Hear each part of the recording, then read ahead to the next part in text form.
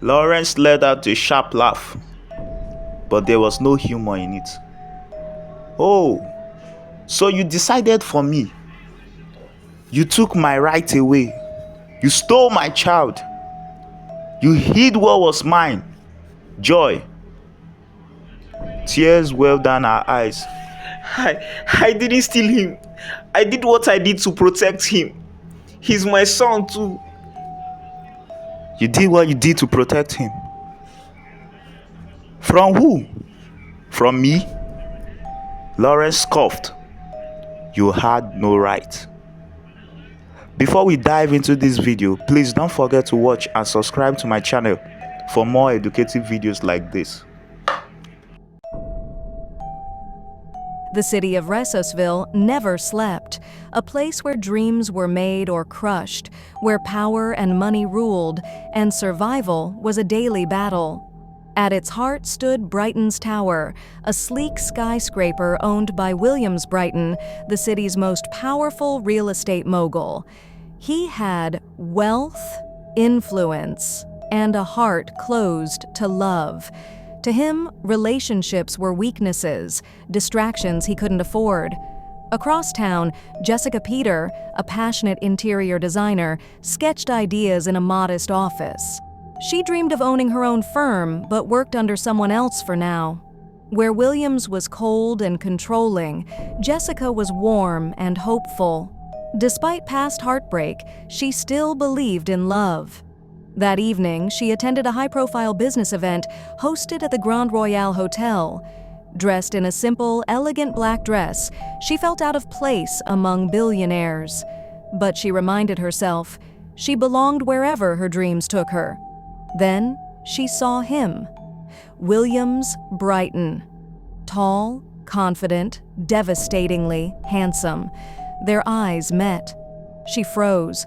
To her surprise, he walked over and asked about her work. She spoke with passion about design, about creating spaces that told stories. He listened, though his gaze was hazy. He'd clearly been drinking. One drink turned into two. One conversation led to laughter. Before she realized it, they were alone in a hotel suite.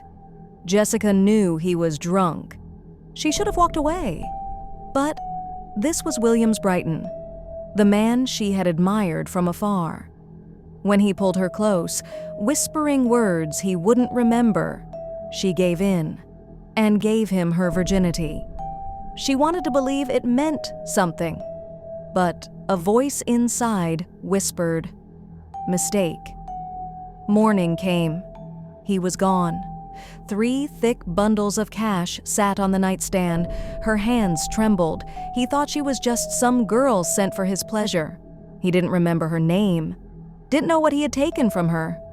Tears rolled silently. She felt like a fool, humiliated, used. Jessica promised herself she would never make that mistake again. But the night left her with something more lasting than heartbreak.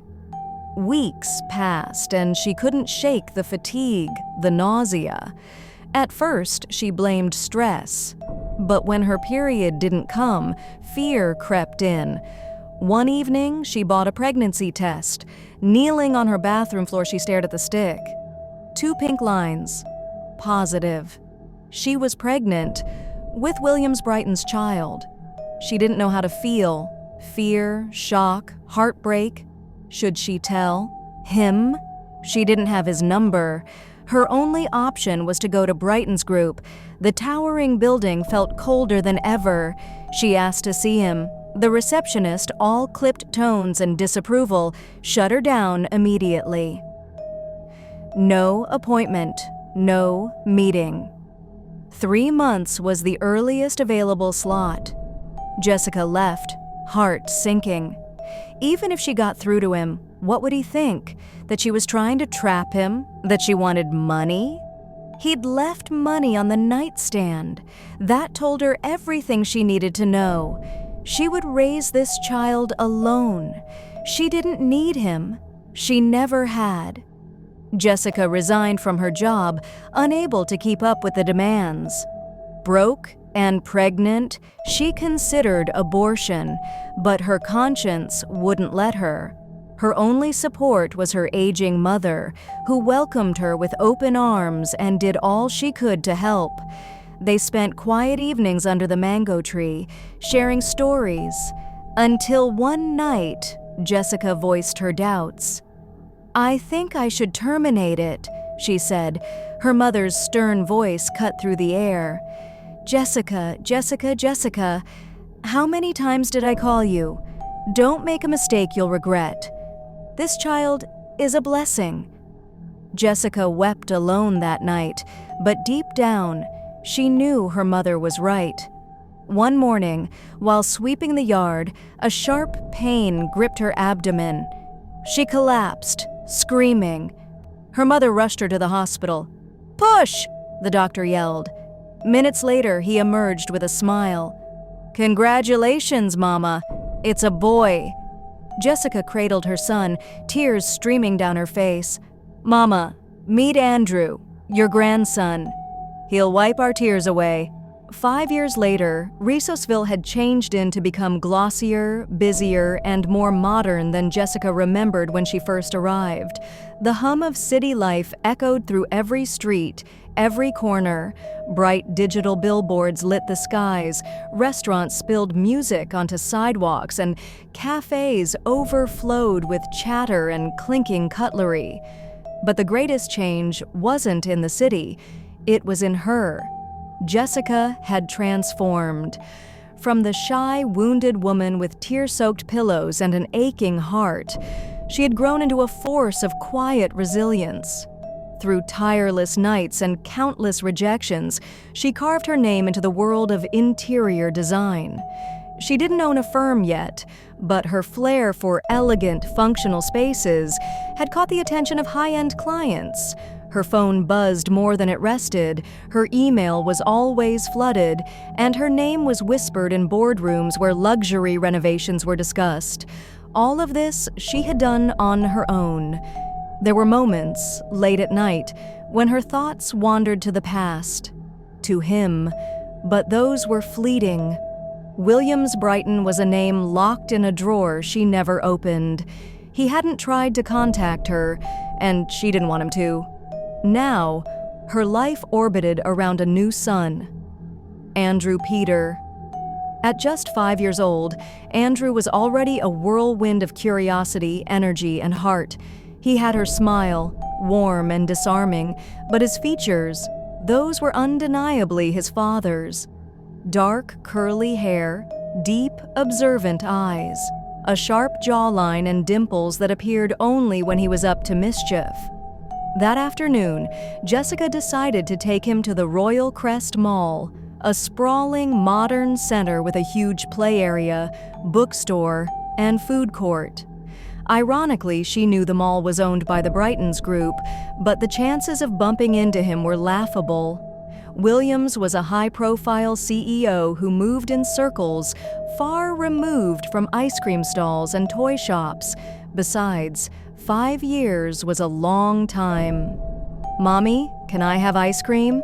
Andrew tugged at her hand, grinning up at her with that wide-eyed hope she could never say no to. She chuckled. "Just one scoop, mister. You remember what happened the last time?" "I pinky promise I won't throw up this time." Jessica laughed, ruffling his curls. "Let's hope not." They made their way toward the food court, the sweet scent of caramel and waffles filling the air. Andrew skipped beside her, already fantasizing the various flavors. Across the mall, Williams Brighton stood with 2 of his senior staff, clipboard in hand. The inspection of the new wing of Royal Crest was routine, something he usually delegated, but today, something pulled him here. He felt it was boredom. He stood tall, sharp in a tailored navy suit, his presence commanding yet distant. He hadn't changed much, still driven, still in control. As his team discussed the layout adjustments, his eyes lazily drifted toward the food court. Then he froze. His gaze locked onto a small boy standing near the ice cream stand. The child was bouncing on his heels, eyes lit up with excitement, and in that moment, Williams's heart stopped. What uncanny resemblance. That hair, those eyes. It was like looking at a far younger version of himself. His mouth went dry, and his mind raced. "Who is he?" he muttered. And then he saw her, the woman walking toward the boy with a smile. She looked familiar, but no matter how hard he thought, he couldn't fathom any knowledge of her. He took a step forward, then another. Across the food court, Jessica was laughing at something Andrew had said when the air around her shifted. She felt a presence, cold and dark. It seemed to come with a feeling of gloom. Her smile faded. She hastily turned. Their gazes locked. Time collapsed. The sound of the mall faded into nothing. All Jessica could hear was her heartbeat, thundering in her chest.